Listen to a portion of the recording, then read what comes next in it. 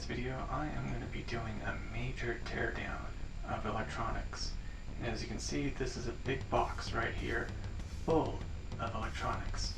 A lot of them are broken, and a lot of them are old. Like this device here was in June 1996. And some components here, some circuits like these are broken like that. Some are broken, but still usable. And there's all these components that I want to go and salvage. This big box, I want to try to reduce everything in this size of a box to a size of a container this big. So basically, everything in there to fit inside of something in there. And that's what I'm going to try to do, because there are 3 stages to do this. One is to remove the outer shell out of all of these big components to get rid of the metal and plastics, wires, and everything like that, to reduce down to a circuit board, which is stage 2. Stage 2 is reducing everything down to just a circuit board. Then I go on to stage 3, and that's to desolder the circuit board and go and salvage for all of these little components. Salvage into these little components like these capacitors, ceramic capacitors, ICs, connectors, auxiliary connectors, and etc. and etc. Other components that are inside of all of these. So I'll go on to stage 3 to remove all of that. And then once I get all of these little components, you'll understand now, if I'm able to take all these tiny little components, all of that will fit inside of a box this size. So, let's get started.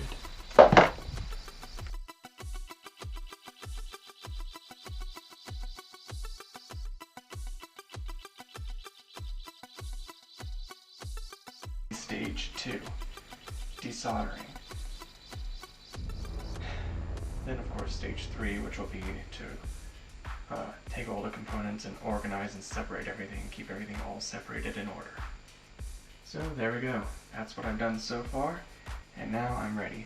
So now what I'm going to do is I'm going to go and take all of this stuff and put it into this box to throw away into trash. And then what's inside here, like, circuit boards like this, I'm going to take all the components that you see that's on here, take them off, desolder them, and then I'll be left with the PCB that's completely useless. That will go in the trash. So yeah, there you have it. Now I've completed this, and this took me about 5 hours to do.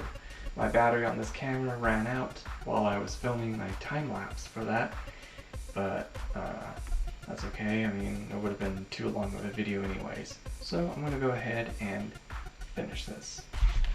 Okay, so far I have right here all of the pieces that are now stuffed into this big box. Just all the plastic and metal and useless broken stuff that I've taken out, that I've taken apart to salvage the components.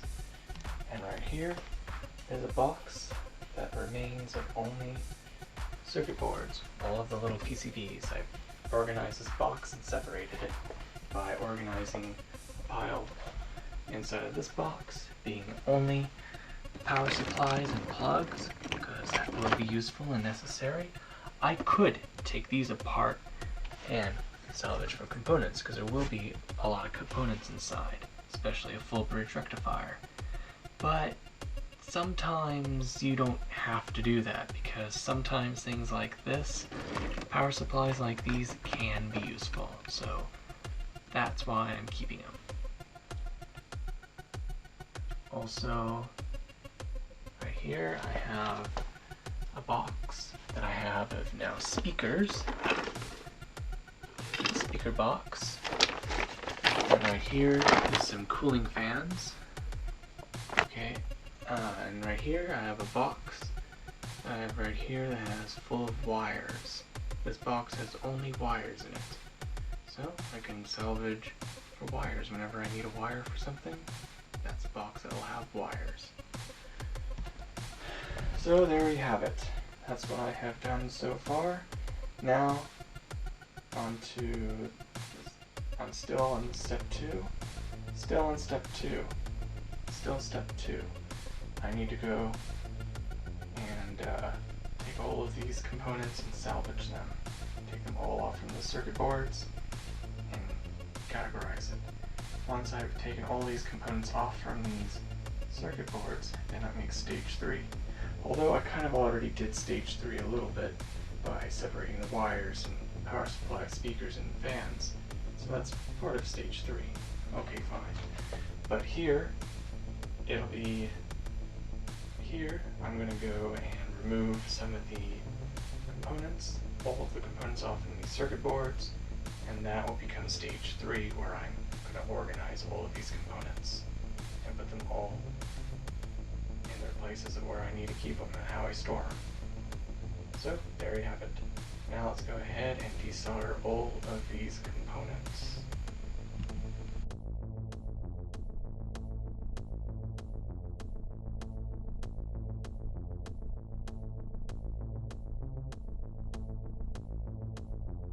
And here are all the components that I have salvaged, and this pile of circuit boards that are completely useless. There are some surface mounts on there that I don't find entirely useful, and I can't really remove because I don't have a hot air gun to remove. So I'm just going to leave those on there. May not throw those away because I might keep them in a pile like this. As you can see, there's still some circuits that are attached to some of the circuit boards. As you can see, there's still some of the components that are attached to the circuit boards. They didn't get a chance to get all those off because this already took like a week to do and 6 hours a day to do, and it was taking away too much time. So I decided to just simply keep some of the components on there and to use whenever I need them. So when I need a component, I'll just look at my circuit boards and pull out the components. But so far, all of these, it's already pretty good for a start. So my soldering iron kind of broke, so can't really continue anyways. Here is now more of an organized selection of components that I have salvaged. And I have this really cool transformer. I can probably use that for something. High voltage or something interesting, we'll see. And a little transformer. Those are also useful and interesting, but if not, I may just take it apart and just collect the wire. Now these heat sinks, these can be always useful for something. And a lithium-ion battery, those are always useful. And this here is an old digital display filled with some kind of a gas inside. As you can see, there's the glass tube that is sealed, so it contains probably neon. So that's interesting to have. May not use it, but could be interesting. And then here's some audio jack connectors. Those can be useful to plug in audio jacks or just plug in cables to power something. May not use it for what it was originally used for. And these here, I can just stick wires in and attach. Usually those are for attaching speakers. May not use those for original intent either. DC motors, switches, push button switch, very useful. And more little transformers. These can be very useful, or I may just take the wire out and use it for something else. We'll see. And another battery, and a little LCD monitor, and some connectors, and of course a SD card connector. That can be very useful. 9-volt battery connector, a little microphone, USB connectors,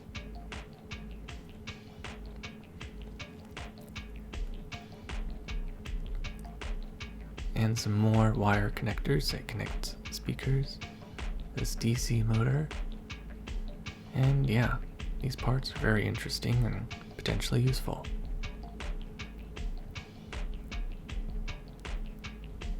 And here's my next lot of components that I have salvaged. All of these are capacitors. And this is a huge wide range of capacitors. All of these above are electrolytic capacitors, all ranging between 0.01 microfarads up to 6,800 microfarads. All these electrolytic capacitors are very useful and interesting to have, so worth keeping. And I have this electrolytic capacitor that I find very interesting. This is actually a flash capacitor that goes onto a camera. As you can see, this is 250 microfarads with 330 watt volt. I find this very interesting and potentially useful.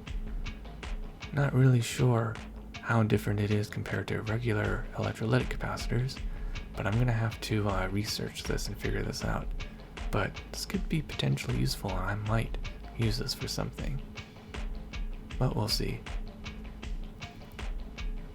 And then what I have down here is some ceramic capacitors. All of these are very useful for higher frequency circuits because all of these will use in ranges of picofarads, and these can be very useful for a lot of things. And these ones down here, if I'm correct, will use high voltage capacitance. Also, again, very useful. And then these ones, I'm not sure what they are. And these type of capacitors, I'm not sure how they work since they have more than 2 leads. So I'm not fully sure how they work. I have to research that too. But I find them very interesting anyways to keep. And here's my next lot of useful components. These all can be very useful for other future projects as well. I have up here all of these MOSFETs. MOSFETs can be very, very useful. Especially these ones here, all of those are high voltage MOSFETs. And then these are just basic little transistors. These little transistors can be also very useful. And these here are full bridge rectifiers. Extremely useful. They're sort of like using 4 diodes and using a microcontroller. It's kind of the same thing, so it's like a 4 diode circuit compacted to 1 chip. That's basically what a full bridge rectifier chip is. These can be very useful and very handy to use for a lot of projects. And then of course I have these high voltage diodes. Those are very good to use. And then regular diodes. And then LEDs, which is light emitting diodes. Those are useful. These Zener diodes, again, very useful. And then all of these fuses. Some microcontrollers. Microcontrollers can be very useful. I just have to look up the data sheet on how to use them. And I have right here this old style relay. Those are very useful. I can do some interesting things with that. And then I have a lock switch. These lock switches are very useful. You just simply press it on and press it off, which is very useful. And then I have all of these push button switches. These are of course always very useful for a lot of things. Then I have this interesting little circuit. Not really sure what it does, but it has variable resistors in them. And might be useful, might keep it as is. So I won't take that apart, might figure out how it works and might use it for something. Then I have some variable resistors right here. Those can be very useful. And then I have a potentiometer, more different types of potentiometers, and some more variable resistors. These ones here can be very useful, do other kinds of stuff. And then of course a basic transformer, some high voltage resistors, those are very handy, regular basic resistors.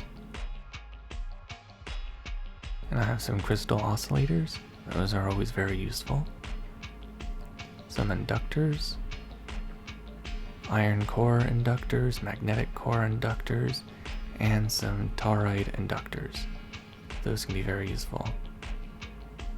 And these ones are interesting because they're a basic inductor that has like a little shield that covers it, so it protects it from other circuits and not having magnetic fields interrupt them. It can be very interesting and very useful.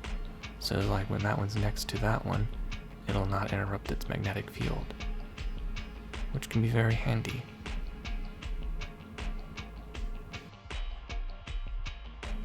And there you have it, tearing down all of these piles of old used electronics, and some that are broken, some that are functionable, but a lot of them are old and useless, so I tore them all down and reduced them down to a small pile of electronics. All of these little components can be very useful to use in future projects. Thank you for watching SciTi Tech. I hope you learned something new, and don't forget to like and subscribe for more SciTi Tech videos. Till the next tech, goodbye.